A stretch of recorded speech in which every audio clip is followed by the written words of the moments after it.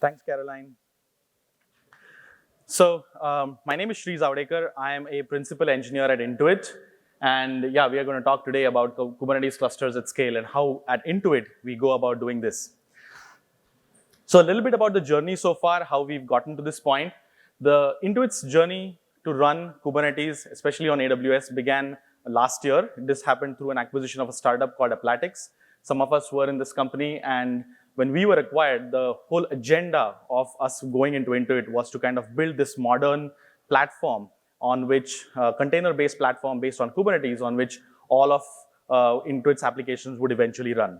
So the design and development started kind of January of last year when we got to Intuit, and then we were asked to do a trial by fire, where the first application we were told was to go try and see if we can run Kafka on Kubernetes. So this was this big heavy-duty application with a lot of network and a lot of CPU and a lot of memory and a lot of disk and a lot of I/O bandwidth and disk bandwidth and all of these questions that came up. And how do you even run Kafka on Kubernetes? We did that. We did a bunch of experiments of how to do that, and some of this work that we've done is actually documented. We had a good chance to present this at KubeCon last year and at a few other conferences. So if you look for just Kafka on Kubernetes by Intuit, you'll see a few talks about us and a few slides about how we went about doing that. But as part of this, one of the things that came up was how can we start getting more and more application teams to actually use Kubernetes? And that's when things started getting real. So Kafka was fine. It was kind of this one centralized service. All teams were going to use it. So, essentially onboarding basically meant giving people access to this Kafka endpoint, and everything was fine. But when we started getting more and more people interested in doing their individual applications and wanting these applications to run on Kubernetes, that's when things started becoming a little more interesting. So some of that work started in April of last year. And today we run 150 Kubernetes clusters and over 3,000 namespaces on Kubernetes-based infrastructure, all of this running on AWS. So this is that massive infrastructure. We have about 1,900 services running on Kubernetes. 1,600 of them are about in pre-prod. So there are people who are trying to test with some things or actually have some production services and kind of the pre-production services or the pre-production version of the same service where they do end-to-end tests and so on. And about 435 services as of like last week, which are actually running in production on Kubernetes. So what does this Kubernetes-based platform look like? What does it even mean? So within Intuit, by and large, there are many teams involved, but by and large, for the purpose of this discussion, let's talk about like 3 different components or 3 different areas of work that happen. There is a team called the Intuit Kubernetes Service Team. This is the team that I lead. Our job is to kind of come up with this basic platform. So what does one Kubernetes cluster look like? How do you make it into a cluster that is usable by all teams? And then the question, how do you make it reliable and scalable and multi-tenant and all that good stuff? Today, this is a cluster that is created using an open source tool called kops. We are in the process of moving towards EKS, Amazon's Elastic Kubernetes Service. And then once we started realizing that one single cluster is definitely not going to pan out, we will have a multi-cluster solution because there are far too many teams and far too many different requirements. There was always this question of how do you even manage all these clusters? So there is a partner team that we work with, which builds the Intuit Kubernetes Service Manager, which is this management plane for all Kubernetes clusters. So you have one management interface that manages these 150 clusters today. This Intuit Kubernetes service, we are in kind of discussions and planning of how to kind of make it open source. And then over this 1.5 year period, whatever we learned, many different things came up about how we do multi-tenancy, about how we do cost management, about how we do resiliency and reliability of these clusters. We found that there are far too many things that are kind of not available out of the box. And instead of kind of building custom solutions specific to us, we decided to open source this and kind of open source it in a way which is usable by everyone else. So kind of having the separation between what's specific to Intuit and what's not, and separating that out. So today we've open sourced a project called Keiko, and there are a bunch of components within Keiko that are accessible and usable by anyone for as long as you're running Kubernetes. So we'll talk a little bit more in depth about Keiko. So what does one Kubernetes cluster look like today? So I talked about 150 clusters that are there. So many different teams use it. What does one cluster look like? So each of these clusters has this kind of high-level overview. We'll go bottom up here. So you can see that the bare minimum thing to set up, to even call something a Kubernetes cluster, is you'll need a Kubernetes control plane.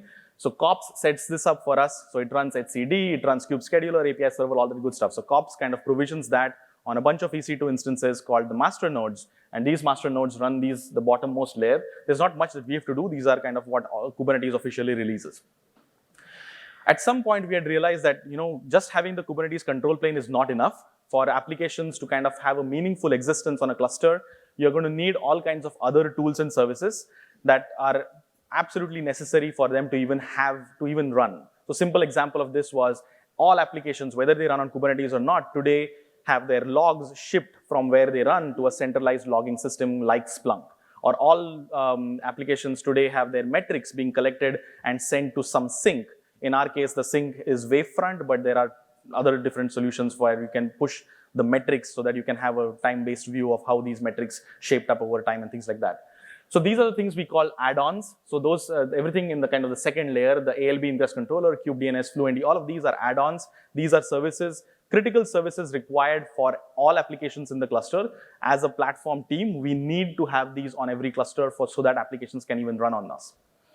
And then the thirdmost layer, the topmost layer there are the user namespaces. So this is where actual applications run. This is actually a Kubernetes namespace, and different users get different namespaces, and in those namespaces they deploy their applications and they run these applications, and actual kind of sort of work happens at that layer.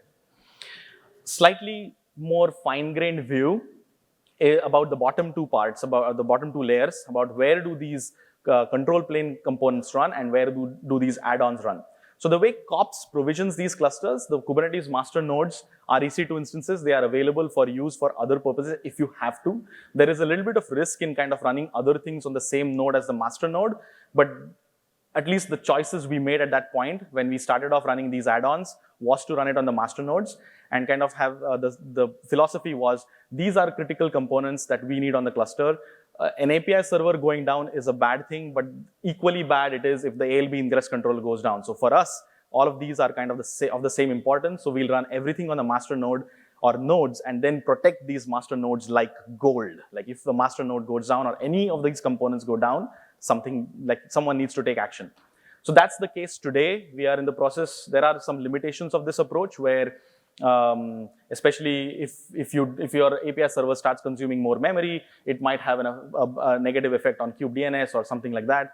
So it's better to separate these out. That's what we are actually in the process of doing today.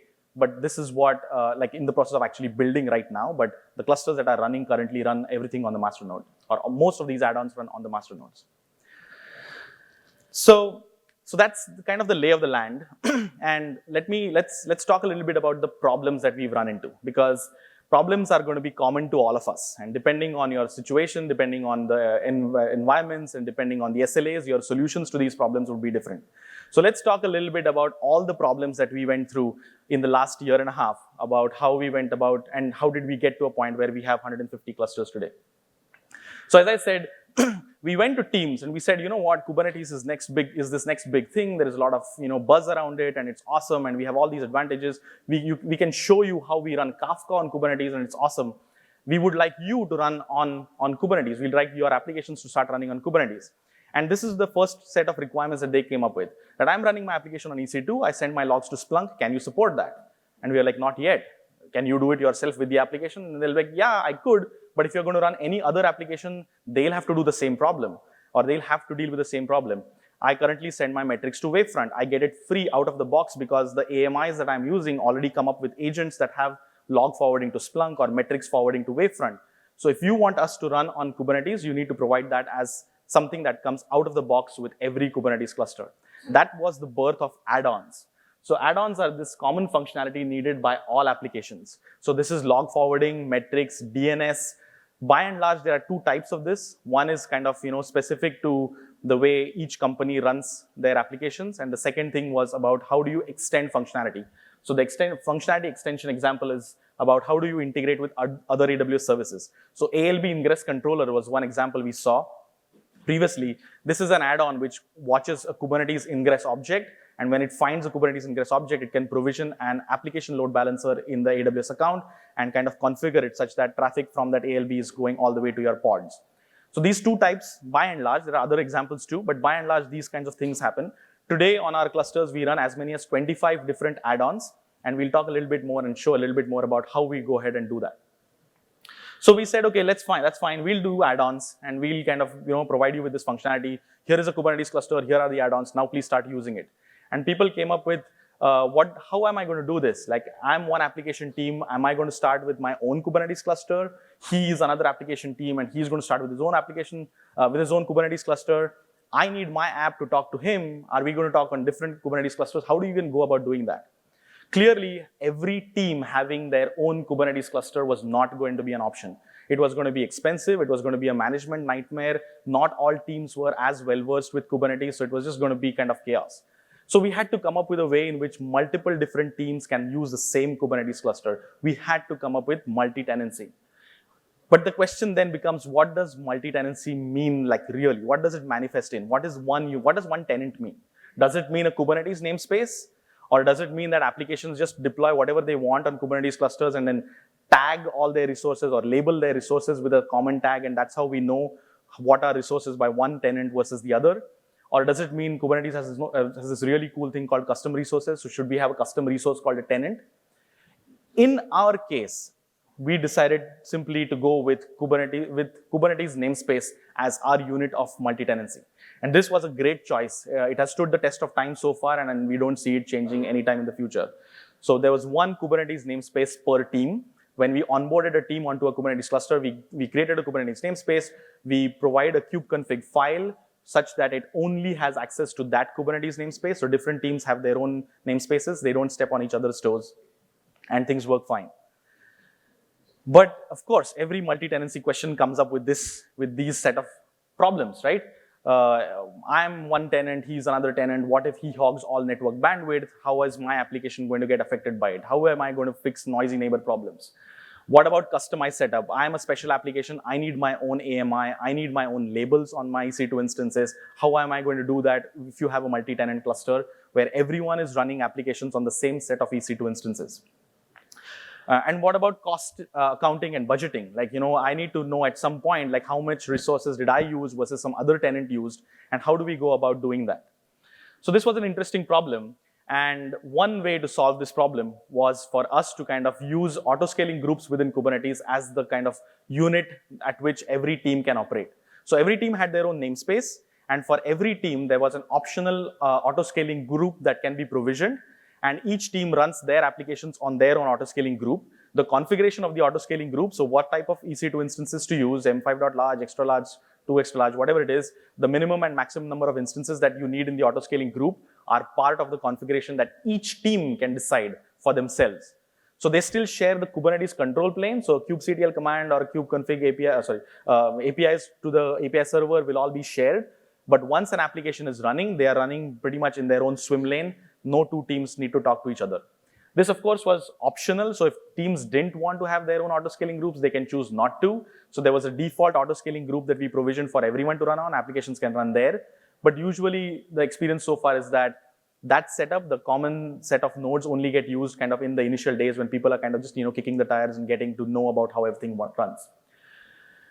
People also had customized labels, so everyone could label their own instances the way they want. So if two different teams have their own IDs, you can have these as customized labels, which go as tags on the auto-scaling group, and all these other interesting tools that are available for cost management and accounting kind of use these labels, and you can have good charts and graphs for doing that. Having said that, we had to do centralized upgrades. So even if every team has their own choice of what instances to use, what auto-scaling group to use, we could not have teams do their own upgrades, because if one team chooses to do an upgrade to a newer version of Kubernetes, but the other team does not, then we could have all kinds of other problems. So we said cluster upgrades are a centralized functionality. When the modern SaaS team decides to do upgrades, they will upgrade the whole cluster, including all nodes in all clusters across all auto-scaling groups. Resiliency and hardening. So people started using this. They like this. Okay, they were like, okay, good. I get like all my logging, monitoring. I get my own IG instance groups. I get my nodes. But now as we saw more and more adoption, people started running into all these other kinds of problems. I am running one set of pods, I'm trying to upgrade to a newer version, but hey, my old pod continues to be stuck in terminating state. What's happening? And initially, we ourselves did not have much of an idea, so we would just like force delete the pod. If you search for like pod stuck in terminating state, I think there are about 300 bugs in the Kubernetes repo or something like that. And not to, I mean, of course, some of them would be duplicates of each other and things like that, but pods being stuck in terminating state is a common problem. Similarly, EC2 instances are mostly well behaved. We are at an AWS event, we should say good things about them, but sometimes they don't. The EC2 instances get hosed, networking is hosed, something goes wrong, CPU gets stuck, something goes wrong, and an EC2 instance, even though it is alive, even though it's considered running, is not actually doing meaningful work. So these kinds of problems came up. Initially, we were just like, oh, let's terminate it manually, or let's have someone who's on call fix this manually. But soon enough, it was like, okay, we need automation for fixing this. So we did some work for fixing this. We would run a cron job which would terminate pods which are stuck in terminating state. We would run another cron job which would look for nodes which are in this host state and then forcefully terminate the nodes. Because everything was in an auto-scaling group, new nodes would come up and things would be fine. So that part was taken care of, but then we started seeing even kind of deeper problems. So we had one case where one of our add-ons, which provided critical functionality, it had one Go routine which crashed. So it was kind of like one thread in an application crashed. The pod was considered to be running, but it wasn't doing meaningful work. If you asked it, this was, I think, one of the KIM pods. So it's something that gives each pod an identity, an IAM role. So if a pod on that EC2 instance tried to get an IAM role, it wouldn't get it. The agent responsible for giving this IAM role was there, it's running, but it's not doing its work. And the reason for that, if you go into the logs, was, oh, there is one Go routine which crashed. So we figure out that there is need for deeper monitoring. We can't just check whether the add-ons are running or whether the API server is just running. We need to actually exercise the functionality that each of these things are providing. If you exercise this functionality, you will be able to figure out these problems upfront, and then therefore, of course, you can preferably have automatic remediation of these problems. So we came up with something that can enable this deep cluster monitoring, which is something that, or deep component monitoring. We'll talk about that in a few slides from now as part of Keiko. But once we did that, the clusters were happy, engineering teams were happy, but guess what? Managers now came to us saying, hey, the whole promise of Kubernetes and containers was that the costs were going to be low, but I still see a AWS bill which is very, very high. How can we reduce these costs? How can we bin pack more stuff? How can we utilize more of our EC2 instances? Just what can we do about keeping these costs even lower than what it is? So these are some of the problems that all of us are going to face one way or the other as you go along in this journey for actually using Kubernetes clusters, especially when you run them at scale. And that brings me to something that is super close to most of the people who work on this within Intuit today. So in the last month or so, we open sourced this component called, or this open source project called Keiko. So Keiko it provides a set of independent open source tools for orchestration and management of multi-tenant, reliable, secure, and efficient Kubernetes clusters.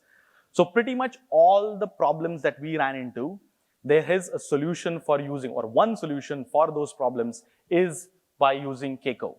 And we'll talk about each of these components. So the 7 components that you see here at the bottom, each of these 7 components are part of Keiko. Today you can go and access Keiko at github.com/KeikoProj. If you just want to keep in touch with how things are happening in Keiko, just go to twitter.com/KeikoProj. Please follow us, and we'll keep hearing more and more about some of the capabilities that are already there and some of the capabilities that we are building.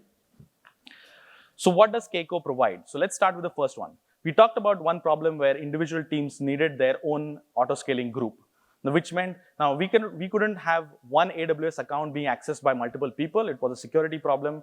How do you do it? It wasn't Kubernetes native. We didn't know how you actually make it happen from within the cluster and stuff like that. Instance Manager is a custom resource that's part of Keiko. What Instance Manager does is that it's a custom resource. You create a YAML file just like you would for a pod or a deployment or whatever. And in that YAML file, you specify all the requirements that you have about the instance group. So which subnets do you want? How many nodes? What's the AMI you want to use? And all these things go into a YAML spec.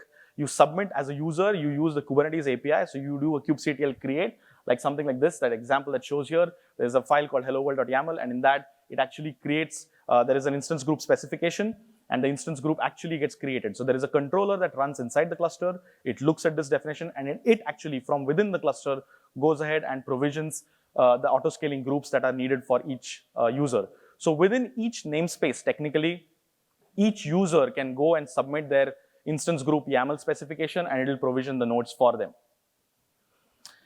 Upgrade manager. So upgrades are a fact of life, no matter how much we don't like it. We need instances to be upgraded for newer AMIs, newer Kubernetes versions, security problems, what have you.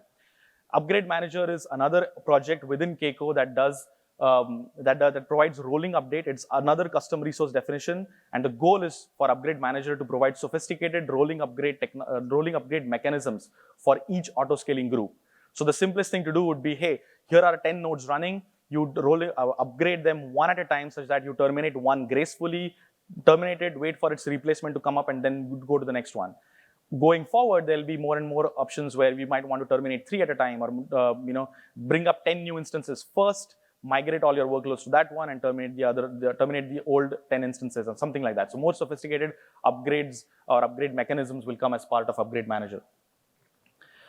So we mentioned about add-ons, and this is something that definitely will come up pretty much for every single person who runs any Kubernetes cluster, independent of whether it's on AWS or not.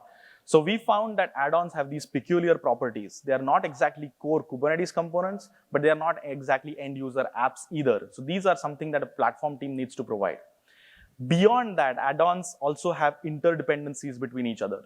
So one of the examples for doing that was, we need metrics to be sent to Wavefront, but before that, we need someone else to collect the metrics. Prometheus is sort of a tool of choice nowadays for collecting metrics. And let's say Wavefront Collector is some other add-on which actually ships metrics to Wavefront. But it means that an add-on called Wavefront Collector needs to first wait for an add-on called Prometheus to first be running in the cluster. So there are dependencies between them. It's kind of a dependency graph that we have to come up with, then deploy it, and then actually have it.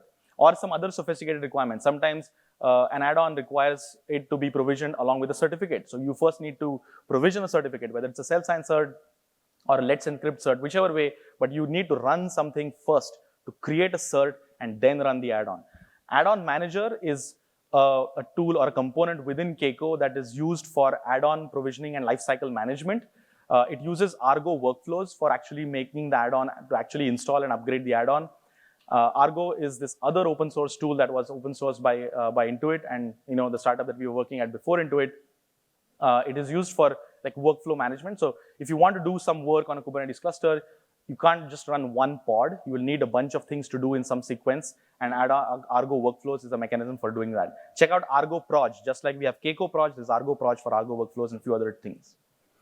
So this is what an add-on manager kind of custom resource looks like. So you could create a YAML file similar to this. In this case, we are deploying Fluentd, and we won't have time to go into all the details of the entire YAML, but it basically, each cluster administrator can actually create this for any and every add-on, and you can install it. It now becomes easy to install, add new add-ons or delete existing add-ons and stuff like that.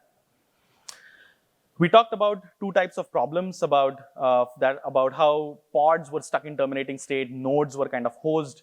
Governor is a tool within Keiko that actually mitigates those problems. It has these mechanisms where it can look for pods in terminating state. It can do deeper checks to ensure that the containers in that pod are not actually doing anything. And when that is the case, it actually terminates the pods. Or similarly about nodes, when it finds that a node is not in healthy state, it will terminate those nodes. But before that, if possible, we can reconcile, we can collect as much data about the node as we can. So if we want to go back and check and inspect why this node was in a bad state, we can actually go ahead and do that. Minion-manager, so this talks about the cost efficiency problem. AWS has this awesome thing called spot instances. With spot instances, you are able to lower the cost of running your EC2 instances, but it comes with a dangling sword that your EC2 instances could be terminated anytime. So Minion-manager is a component that actually runs on the cluster. It can check whether your spot instances are actually running or not, and if not, it can switch between spot and on-demand at runtime so that your instances keep on running. There could be downtime, because the instances get taken away by AWS when the spot instances are not available. Minion-manager sees them at after a certain interval. It switches to on-demand instances, so there might be some downtime. Minion-manager is awesome for like test and dev workloads or a pre-production environment, which at times can be massive as you saw, in our case, it was like pretty much half of our fleet of clusters is basically pre-production clusters. So Minion-manager gives you spot instances. It's an intelligent way of switching between spot and on-demand and keeping prices low. And then, of course, we talked about engineering teams, we talked about managers. How did we not talk about security? So the security people were feeling left out. They were like, you know what, earlier we could SSH into any node and look at what's happening. Now, are you expecting me to SSH into any pod and look at what's happening inside a pod? I need something easier than that.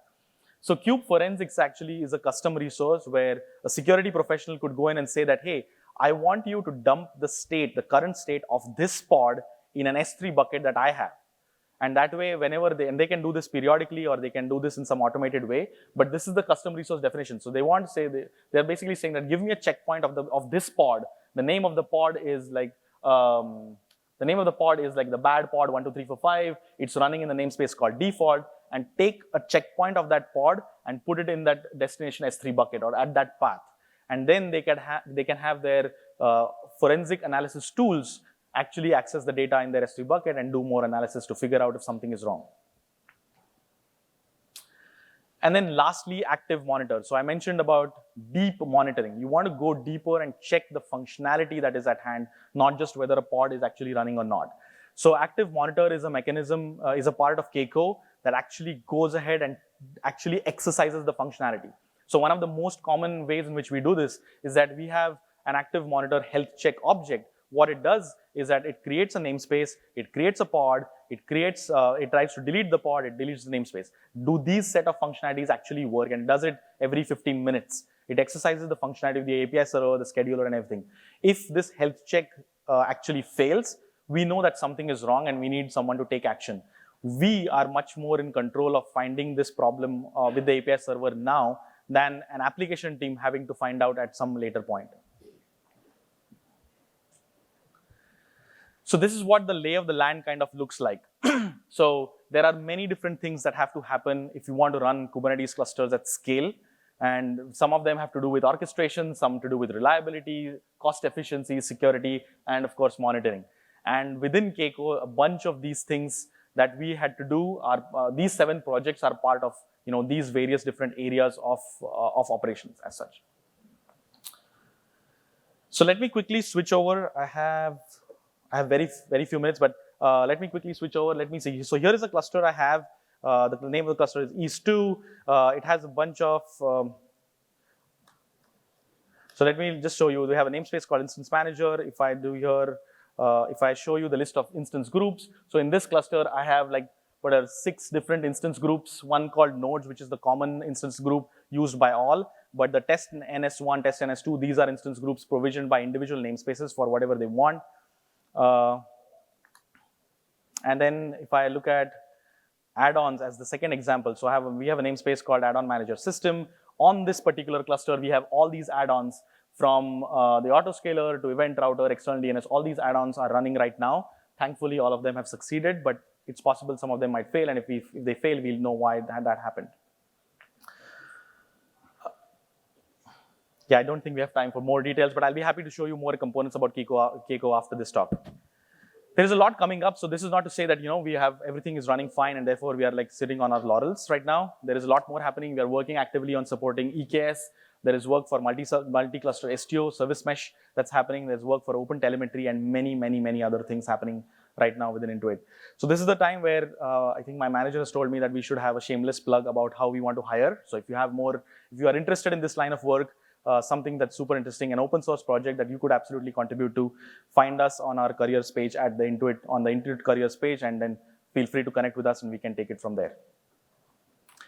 Thank you. I have very few minutes, but I'll be happy to take questions. Go ahead.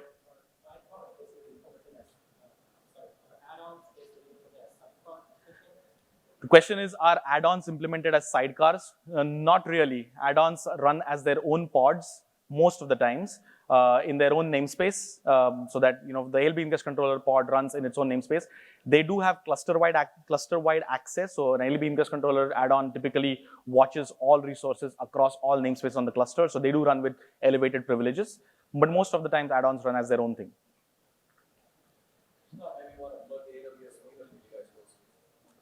Yes, thank you so much. Yes, there is a Bay Area Kubernetes meetup that happens every month, and there is the next Bay Area Kubernetes meetup is happening. The next month's Bay Area Kubernetes meetup is happening in the Intuit offices on October 17th, and we are going to have one presentation about Keiko. We'll actually go deeper into two of the components from Keiko during that. If you guys want, Intuit is not far from here, so you should just like come over. It's a beautiful building. Perfect. Any more questions? I need to make sure there is time for the next speaker as well. Yes, go ahead.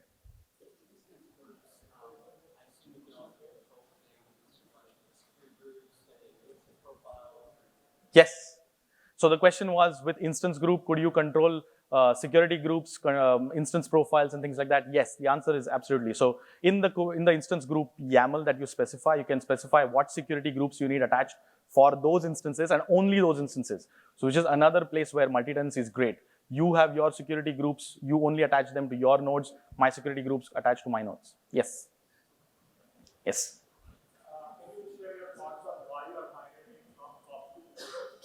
Good question, great question. Why are we migrating from COPS to EKS? So the problem we are seeing with COPS is that whenever we've tried to contribute nowadays to COPS, there's a lot of the responses are slow. The check-ins have kind of sort of dried up a little bit.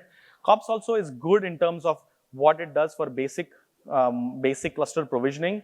We would rather not be in the business of managing master nodes and all the components that come on the master nodes. So EKS kind of gives us that benefit, or that master nodes go away and it's AWS's responsibility. And there are other things that we are doing as part of the same migration, although it's not required. So we are moving, COPS by default provides a cluster with Calico as the networking within the cluster. We are moving from that to Amazon CNI. So again, it wasn't required. We could still do that with COPS, but we are doing that as a part of the same migration. So basically, we had to migrate away from COPS, and then we said, okay, all the things that we need to make happen, we'll just do it together. Yes, last question, I guess we'll have to. Yes, good question. So the question was, have we used Helm for doing any of this? We don't run Helm on the cluster itself. Helm has previous versions of Helm. Helm 3 is supposed to solve all of this, but existing Helm has a problem of security where the component called Tiller runs with elevated privileges, and anyone running inside the cluster can now access Tiller and deploy a Helm chart, even though they themselves did not have the privileges to do that. So we didn't use Helm itself in the cluster. We did use Helm for Helm has this option called Helm template, which basically dumps the YAML files locally, and then you can use those YAML files and you can do your own kubectl apply. So we use some of that, but we don't actively run Helm on the cluster because of the security risk.